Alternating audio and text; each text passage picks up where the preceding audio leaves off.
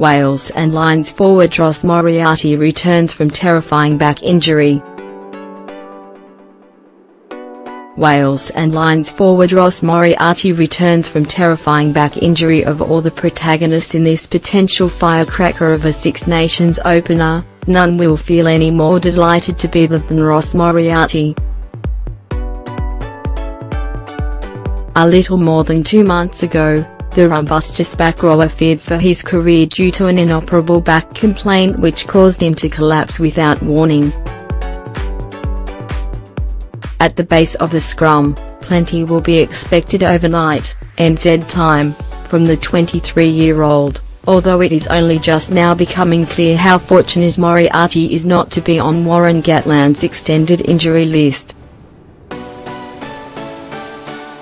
6 months of agony, setback and grave doubt began for Moriarty in the first game of the British and Irish Lions to New Zealand. I heard 2 loud pops and I thought it was my hip cracking. But it was my discs banging out of place, Moriarty said, reflecting on the twisting of the spine which heralded the premature end to his dream summer. I tried to get back up and fell over, but somehow stayed on for the full 80. It was soon plain that something was very amiss, however. 2 discs had jammed into the nerves on my legs and I couldn't run, stand on one leg, walk upstairs or downstairs. The muscles completely switched off. It wasn't until the doctor realized the reflex in my knee had stopped working that they knew how bad it was. Moriarty wanted the quick operation fix, but every expert he visited to undertake a microdiscectomy turned him away. A lot of people who have disc problems have a bit shaved off and they were good to go again, he said. They wouldn't risk damaging the nerve any further. I went to see 4 different surgeons and they all said to let it heal itself over time. It was soon to get tougher.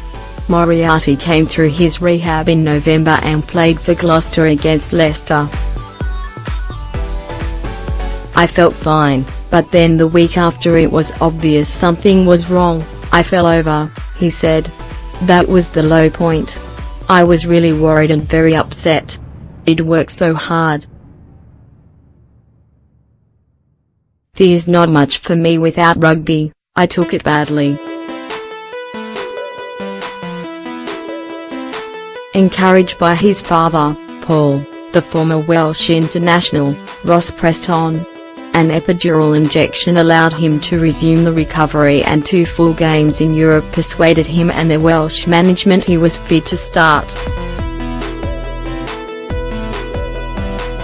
Moriarty will have to manage the condition for the long term, but he is determined that his unrelenting, bruising style will not be compromised. I will be relieved to walk off in one piece, he said. But I'll walk on as if it's my last international. I'm just so grateful to be playing again. And Wales are grateful to have him. In the absence of Dorlu Faltau, Moriarty will provide the aggression at no 8 and while everyone has been talking up this fixture in terms of free-flowing classic, do not be surprised to see Wales attempt to capitalise on the visitors' depleted resources in the front 5. Gatland may have picked 10 Scarlets, and they may be the most exciting Northern Hemisphere team in club rugby, but he will not want it to open up to the extent where Scotland's organised chaos comes into its own.